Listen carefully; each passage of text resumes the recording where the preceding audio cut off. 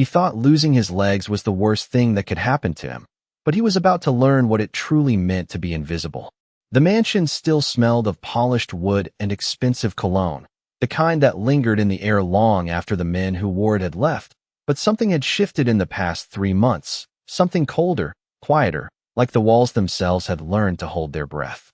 Daniel Park sat by the floor-to-ceiling windows in his custom wheelchair, staring out at the sprawling Chicago skyline, a view worth millions, a view he used to conquer, now reduced to something he simply watched. His hands rested motionless on the armrests, strong hands once known for signing deals that moved entire empires, now still in a way that made people uncomfortable, the kind of stillness that turned a man into furniture if you let it last too long. Behind him, the echo of heels clicked sharply across the marble floor, precise and impatient, each step announcing presence without offering warmth. Victoria Hale didn't slow down as she entered the room, didn't glance at him, didn't even acknowledge the man she was supposed to marry in less than 6 weeks. She adjusted the diamond bracelet on her wrist as she passed, her reflection catching briefly in the glass, perfect, composed, untouched by the reality sitting 10 feet away. "They're arriving at 8, she said, her voice crisp, directed more at the room than at him. "Try not to make it awkward." The word lingered like a stain. Daniel didn't respond. He hadn't responded much lately, not because he couldn't, but because he had learned that silence made people reveal more than words ever could.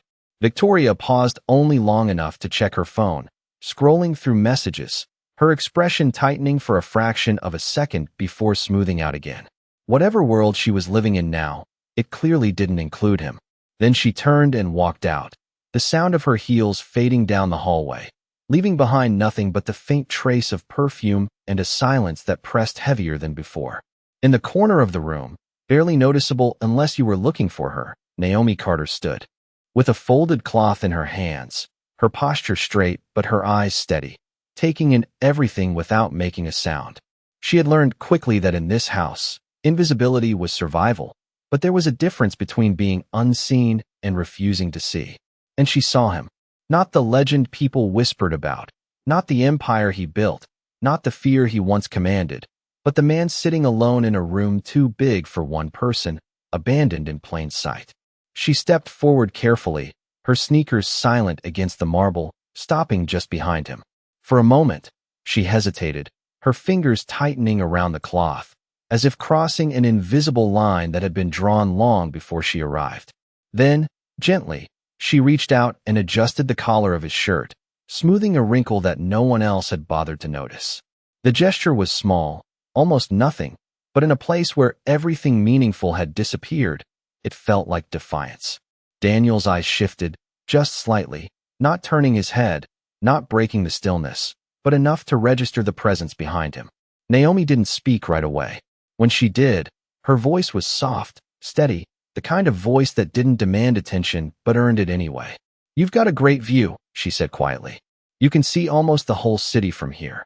She stepped to the side so he could see her face, not with pity, not with fear, but with something far more dangerous in a house like this: respect.